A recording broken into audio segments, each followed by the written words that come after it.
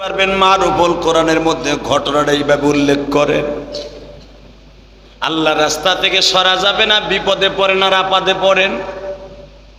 আজকে টেলিফোনে একটা লোক আমারে বলতে যে হুজুর ব্যবসায়িকভাবে অনেক ঋণী হয়ে গেছি, অনেক অসহায় হয়ে গেছি, ঋণের বোঝা মাথায় লইয়া ঘুরতাছি, কোরবানিটা চলে গেল, ব্যবসা বাণিজ্য ভালো হয় নাই।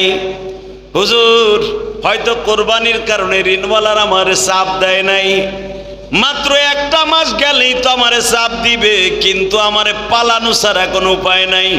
জুমার দিন একটু দোয়া কইরেন, আমি তারে আজকের যে ওয়াজটা করতেছি এইটা দিয়েই বুঝ দিলাম, আপনি যতই ঋণী হন মালিকের কাছে চায়েন, মালিক পারে না এমন কোন জিনিস পৃথিবীতে নাই।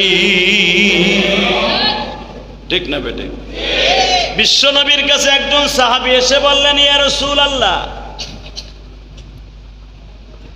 ইবনে মাজার মধ্যে লম্বা চওড়া হাদিসটা আছে, ইবনে মাজাহ শরীফের মধ্যে সিয়াসাত্তার হাদিসের সিয়াসাত্তার মধ্যে অর্থাৎ 6টা প্রসিদ্ধ হাদিসের কিতাব, ইবনে মাজাহ শরীফ তার মধ্যে একটা প্রসিদ্ধ লম্বা চওড়া এক হাদিস। আর আনাস ইবনে মালিক বলেন, রাসূলের পাশে আমরা বসে আছি, ইন দি মিন টাইম একজন বৌদ্ধইন আসছেন, অর্থাৎ গ্রাম্যদেরকে ওই জামানায় বৌদ্ধইন বলা হইতো।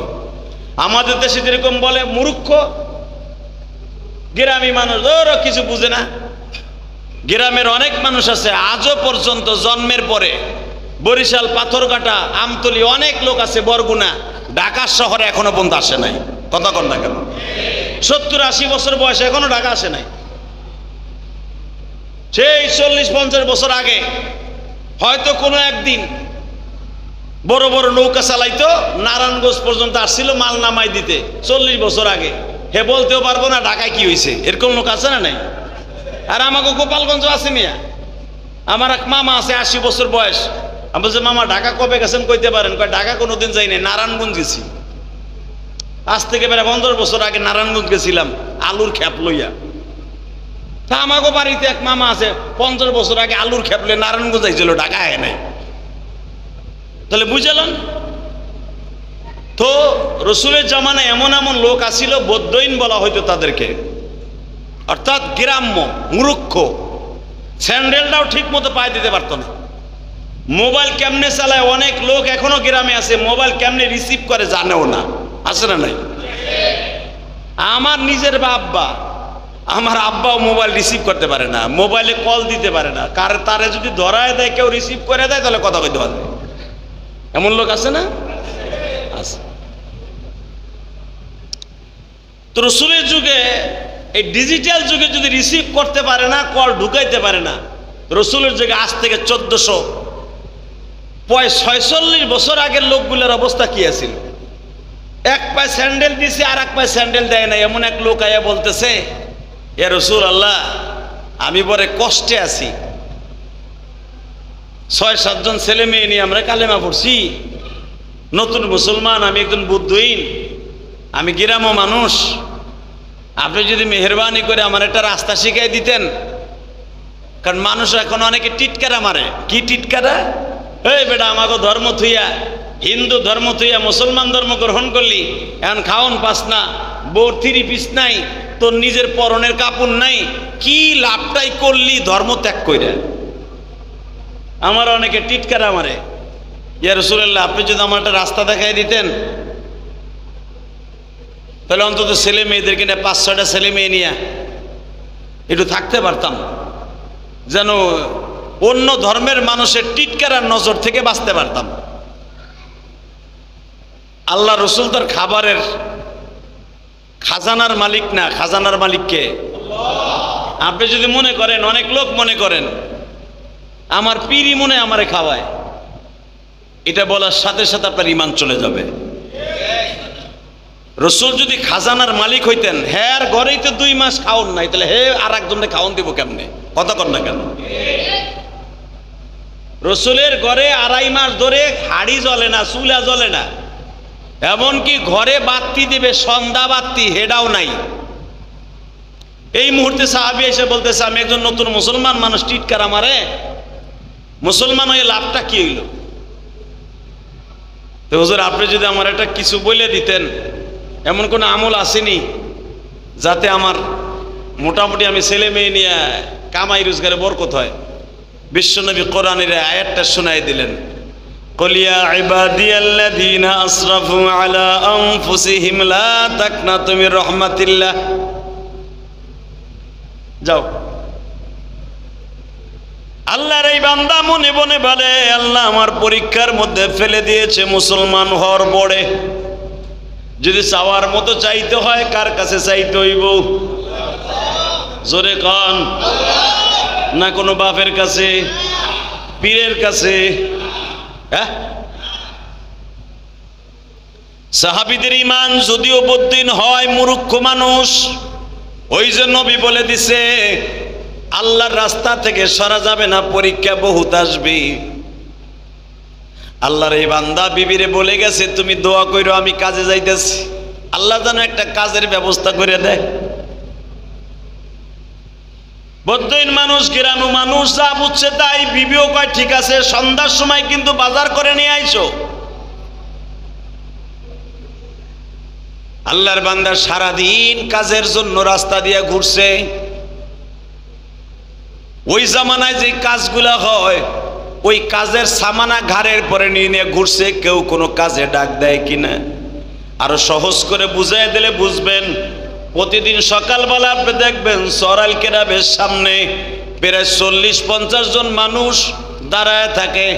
আস্তর মিস্ত্রি, কন্ট্রাক্টর তাদেরকে ভাগ করে নিয়ে যায়। কথা কর না, হ্যাঁ আছে না নাই? দিন মজুরি হিসাবে নিয়ে যায় না?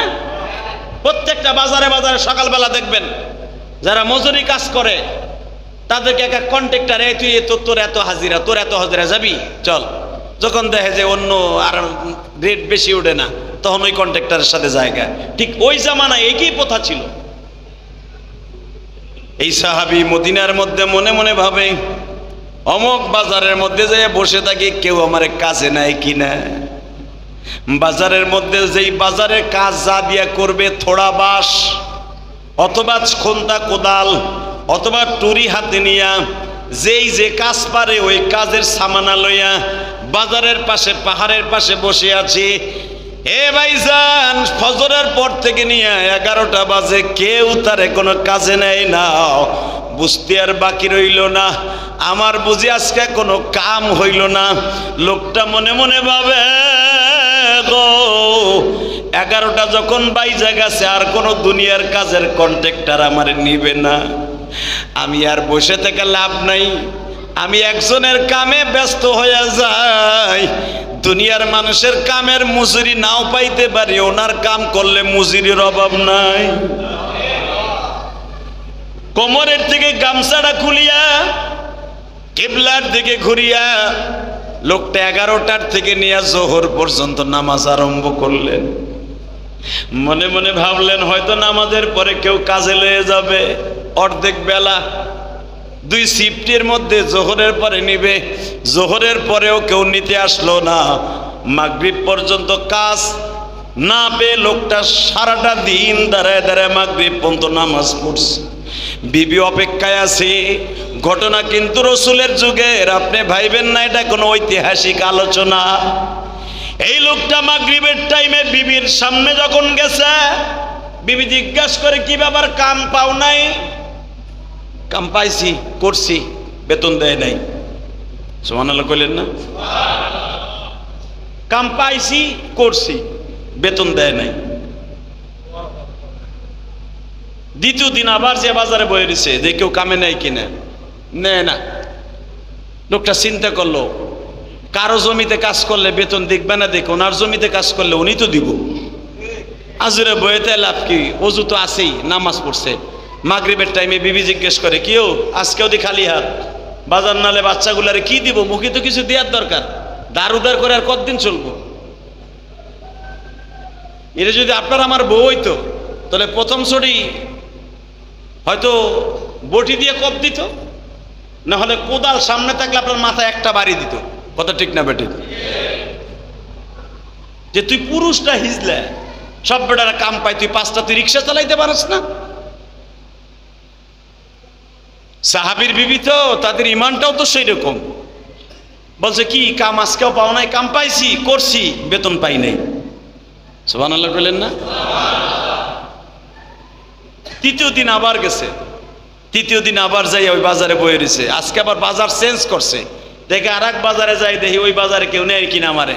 চেহারার দিক তাকায় দেখে এটা মুসলমান, এর নিয়ম দেবো না কাম, এটা নাইরা।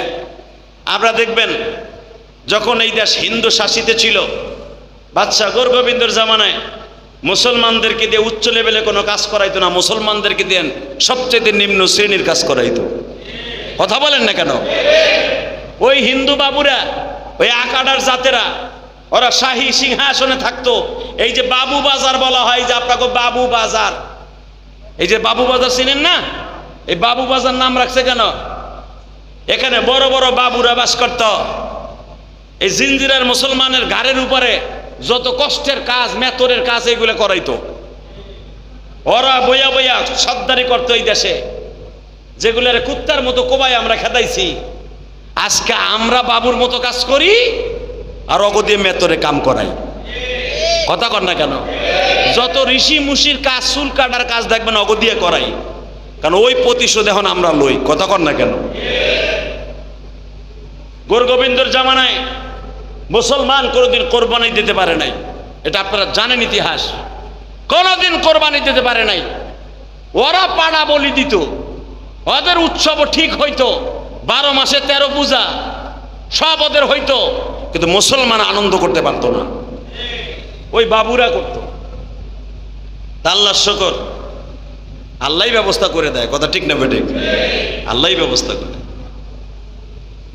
তো আজকে এমন এক বাজার চেঞ্জ করছে, ওই বাজারে সবই ওই আকাডা। যখন দেখছে দাড়ি টুপি আছে, কাজে তো দূরের কথা, জিগায়ও না যে তুই যাবি নি কামে। চিন্তা করলো এই হিন্দু বাবুরা যদি নাও নেয়, এই আবু জেহেলের গোষ্ঠী যদি আমাদের নাও নেয়, ইহুদিরা নাও নেয়, অসুবিধা নেই, উনি তো ওনার রাস্তায় কাজ করলে উনি তো দিব। কলিয়া ইবাদিয়াল্লাযীনা আসরাফু আলা আনফুসিহিম লা তাকনাতু বিরহমাতিল্লাহ, ওনার দরজা থেকে নৈরাশ হওয়া যাবে না। এই চিন্তা ভাবনা করে নামাজে খাড়ায় গেছে। মাগরিবের টাইমে চিন্তা করতেছে বেচারা, একে একে 3 দিন গেল, 3 দিনই বউরে বুঝ দিলাম যে কাম পাই নাই, কাম করছি, বেতন দিব। বউ যদি আজকে জিগায় 3 দিনই কাম করো, কোন সাতার কন্ট্রাক্টরে কাম লইছো, 3 দিনই কাম করো, 3 দিনই তোমার হাজিরা দেয় না, কিসের সাতার কাম করো? লোকটা মনে মনে কয়, আল্লাহ, ও আল্লাহ, তোমার নবী হিগায় দিল, যা কিছু করো তার রহমানের দরজা থেকে সইরো না। আল্লাহ, তোমার কি মায়া লাগে না? আমি তো কারো দরজায় থাকি নাই, তোমার দরজায় সেজদা দিয়ে পড়ে রয়েছি, তুমি একটা কিছু দাও না, তুমি কিছু করো। সাহাবী মনে মনে ভাবে, কোন ডাক মনে হয় আল্লাহ কবুল করবে না। মনটাকে মনের মধ্যে সান্ত্বনা দিল, আল্লাহ হয়তো পরীক্ষার মাঠে আমারে ফেলেছে, অবশ্যই মালিক পরীক্ষার মাঠে ফেলেছে। মনে হয় মালিক একদিন না একদিন আমারে পাস করাবে।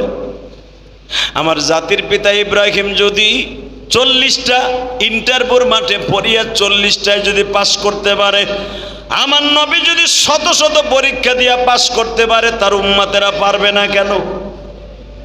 চিন্তা ভাবনা করে মনে মনে কয়, বউ প্রথমত 3 দিনের দিন খাবার দাবার না নিয়ে গেলে বউ হয়তো সাধারণত প্রথম আমারে দাবুর দিব, বউর হাত থেকে বাঁচার লেগে গামছার পুটলার মধ্যে কিছু বালু বাইন্দা, ভালো করে বাইন্দা গাড়ির মধ্যে ঘুরাইয়া আস্তে আস্তে করে বাড়ির দিকে যাচ্ছে। অন্তত বউ বললে বলতে পারবো, বউ দেখবো দূরের থেকে যে গামছায় মনে কোনো কিছু আছে। গামছার মধ্যে বালু বাইন্দা, মোটা বালু, সিলেটি বালু বাইন্দা, কারণ সৌদি আরবে কোনো আমাদের দেশের এই আস্তরে পদ্মার বালু নাই। সৌদি আরবে বালু যেটা, সেটা আমাদের দেশে সবচেয়ে ছোট বালু, যেটা সিলেটি বালু, এই কোয়ালিটির বালু। সৌদি আরবে কোনো আমাদের দেশের এই আস্তরের বালু নাই, ওইটা আস্তরের বালু অন্য দেশের থেকে আসে। তো এই সিলেটি বালুর মতো কিছু বালু পোটলার মধ্যে বাইন্দা মাথায় করে নিয়ে বাইতে গেছে। হাদিসে আসছে, বাড়ির সামনে যায় দেখে এত সুন্দর ঘেরান, মনে হয় বাড়িতে কোনো বিয়ে চলতেছে, বিয়ার কোন অনুষ্ঠানের পাক হইছে। সাহাবী মনে মনে ভাবে, বাড়ি তো আমার, পাক তো হওয়ার কথা না, বাজার তো নাই অনেক দিন, এত ঘেরা না হে করতে। দরজার পাশে দাঁড়ায় দাঁড়ায় মনে মনে ভাবে, গেটের বাহিরে দাঁড়ায় দাঁড়ায় ভাবে আমি কি কোনো কিছু ভুল করলাম কিনা, না বউ কোনো কিছু করলো। এক পাও পিছায় এক পাও আগায়। বিবি ঘরের মধ্যে থেকে দেখছে ছোট বাচ্চাটা বলে, আব্বা তুমি এক পা আগাও এক পাও পিছাও, কারণটা কি তোমার মধ্যে কোনো ভ্রুকুঞ্চিত আছে কিনা, সন্দেহ আছে কিনা? বাচ্চারে দেখে ঘরের দরজার সামনে আসছে। ঘরের বিবি দৌড়ে এসে বলে, মনে মনে ভাবতাছি বাজার যে পাঠাইলো, বাজার যেই লোকটা পাঠাইলো, বাজার পাঠানেওয়ালার লোকটা কই গেল? স্বামী বলে, বাজার পাঠাইলাম। কে তুমি বাজার দিয়ে যাও নাই? বাজার দিয়ে তুমি যে কই গেলা? তোমারে বিশ্রাইতেছে তোমার ছোট পোলায়, বড় পোলায়, মাইয়াই বিশ্রায়, আমি বিশ্রাই, কই তুমি? সাহাবী বলে, আগে কথা কইস না, 2 রাকাত নামাজ পড়ে লই। ঘরের বারান্দায় দাঁড়ায় 2 রাকাত নামাজ শেষ করলেন, লম্বা চওড়া মুনাজাত করলেন। ও মালিক, দুনিয়ার সব মানুষের কথা মিথ্যা হলো, তোমার নবীর কথা মিথ্যা না। তোমার নবী যে বলছে যত কিছুই করো আমার রহমতের দরজা থেকে সরিস না। আমি মালিক কখন তোর ডাক শুনবো তুই নিজেও জানোস না। আল্লাহ, আমার আর বুঝতে বাকি নাই, 3 দিনের দিন তোমার অন্তরে আমার ডাকটা লাগে গেছে। এইবার সাহাবী জিজ্ঞাসা করে, বিবি ঘটনা কি বলতো? বিবি বলতেছে, তোমারে দেখলাম পোটলা আনতে, পোটলাটা কই? কয় দৌড়ো, ওটা কিছু না, ফেলাই দিয়েছি। বাজান রে যায় দেখে পোটলার পোটলা নাই, পুরা পোটলার মধ্যেই আল্লাহর কুদরতি খাবার ভরা। পোটলাটারে ঘরের মধ্যে নিয়ে বিবি জিজ্ঞেস করে, বিয়ে কি আর একটা করছো? কয় কে? এই পোটলা কোন বল লেগে রাখছিলে? মহিলার জাত তো, এটা তো জানেন করা জিনিস। সেকেন্ডে সেকেন্ডে সন্দেহ করতে দেরি নাই, ওই জামানায় সন্দেহ করতো। এই তোমার এই পোটলা ঘরের বাইরে রাখছো কে? এটা কোন বল লেগে?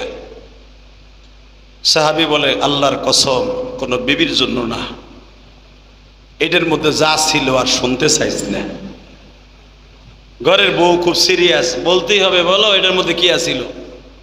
এটার মধ্যে আসিল আল্লাহর জমিনের কিছু বালু। বউ কয়, বালু এইভাবে খাবার হলো কারণ কি? তাও জানি না, তোরে বুঝ দেওয়ার জন্য বালু ভরছিলাম, বালু বান্ধা লই আইছিলাম, এটাও যখন খাবারে পরিণত হয়ে গেছে, তুই আগে কতরে বাজার খেয়ে দিছে? কয়, বাজার তুমি দিছ। সাহাবীর আর বুঝতে বাকি নাই, খাবারের পোটলা লইয়া রাসূলের দরবারে হাজির হয়ে গেছে। ইয়া রাসূলুল্লাহ, ঘটনা তো এরকম ঘটে গেছে। নবী আমার বলে, সাহাবীরে মনে রাখবা একটা কথা, ফানি'মাল মাওলা ওয়া নি'মান নাসীর,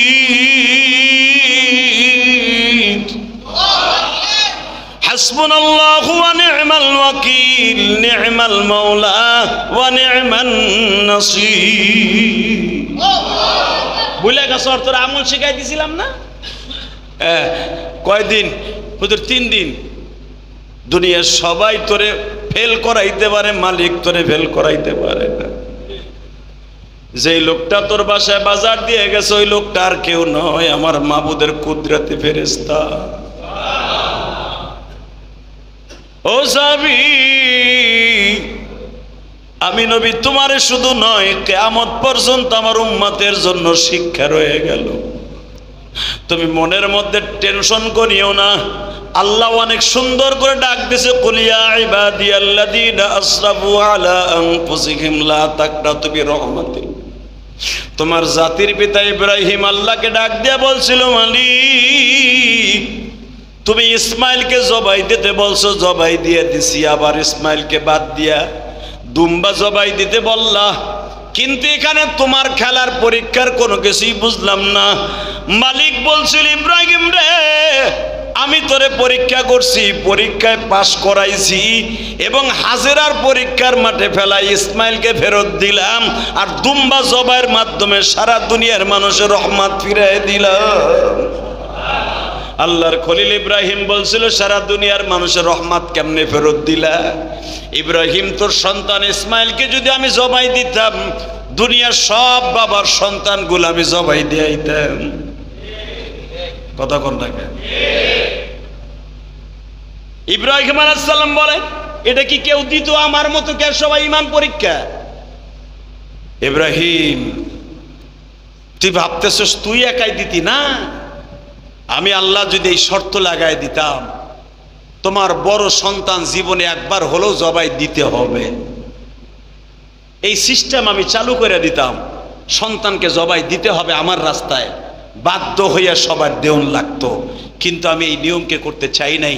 আমি ইন্টার মোর বাটে তোরে ফেলাইয়া পরীক্ষায় পাশ করাইলাম, আমার রহমতের দরিয়া উত্তর থেকে তোরে নৈরাশ না করে ওখানেও পাশ করাই দিলাম।